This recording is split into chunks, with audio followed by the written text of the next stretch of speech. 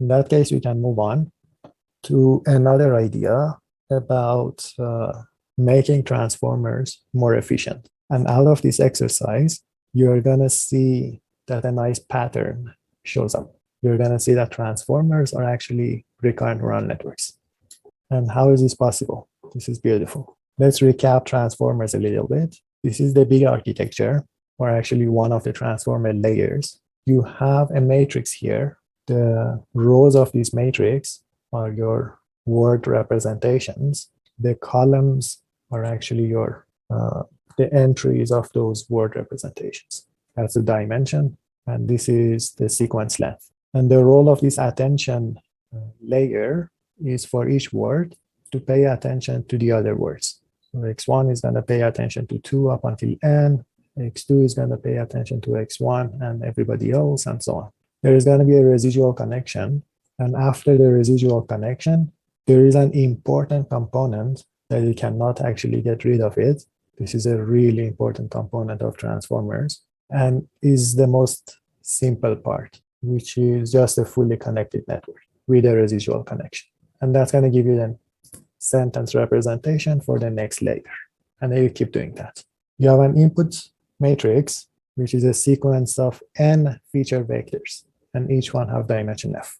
That's exactly this matrix here, for the one that you start with, your sentence. The role of transformer is to take a sentence as an input, output another sentence, or take a matrix as input, output another matrix.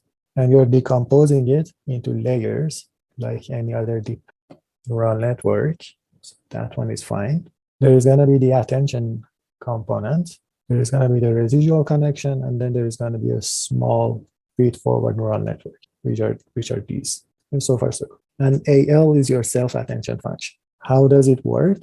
You have your input, you multiply it by a matrix. You have your input multiplied by another matrix, and multiply x by yet another matrix. And that's going to give you query key value. So each sentence is going to give you 3 representations, a query, a key, and a value.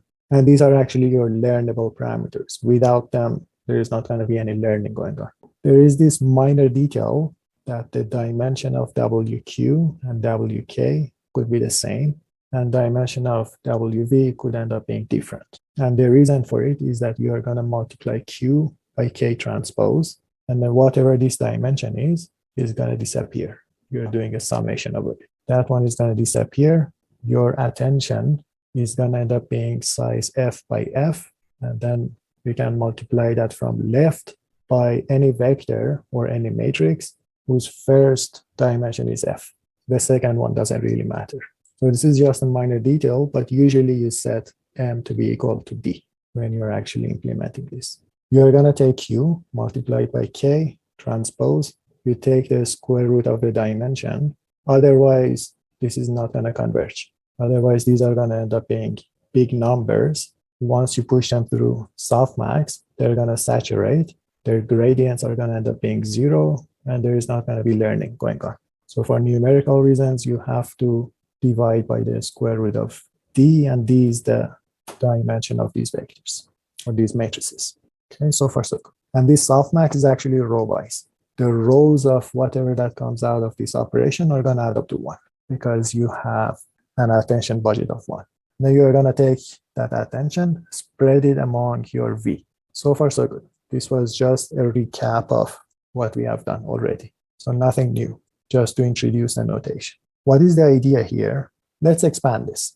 What is going to be V prime if you take a look at only one of the rows? We can pick out Qi, pay attention to every other key, and then multiply it by Vj. So this similarity divided by this summation is actually your softmax function.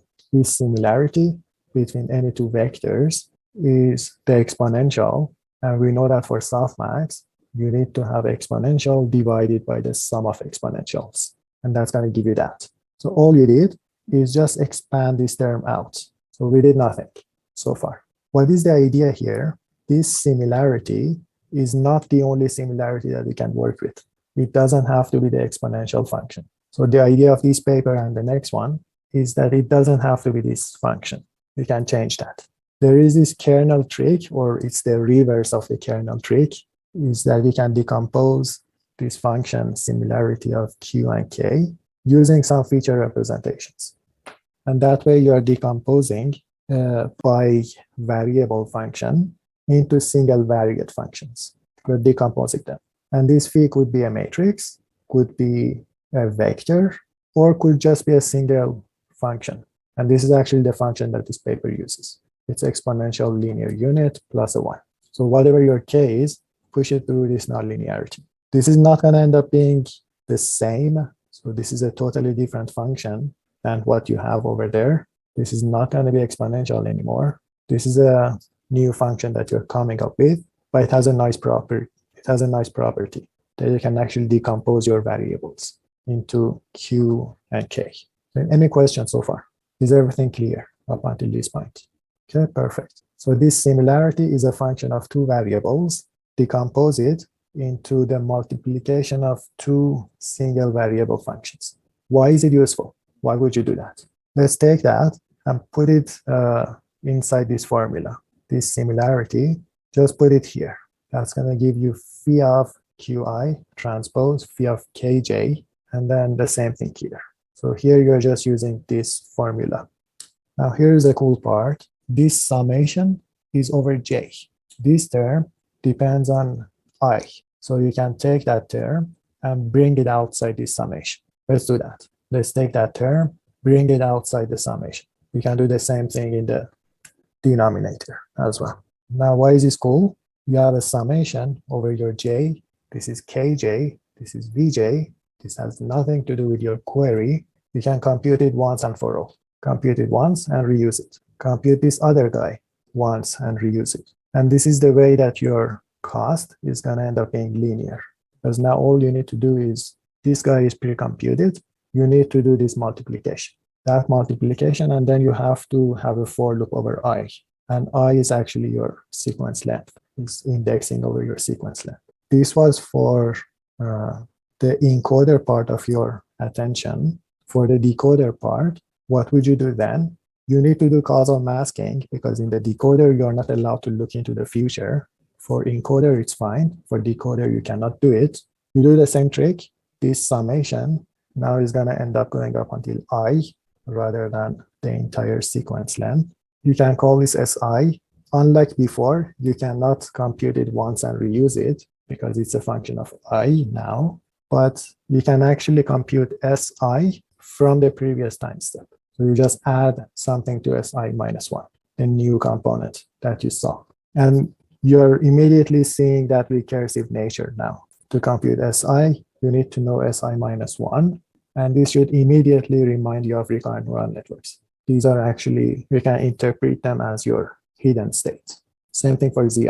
For gradient computation, for the backward pass, you cannot do it naively. You have to be also smart about it. And the idea is very similar to what you are doing here. You just have to be careful about backpropagation. And the idea is that your gradients, you're going to compute them from right to left.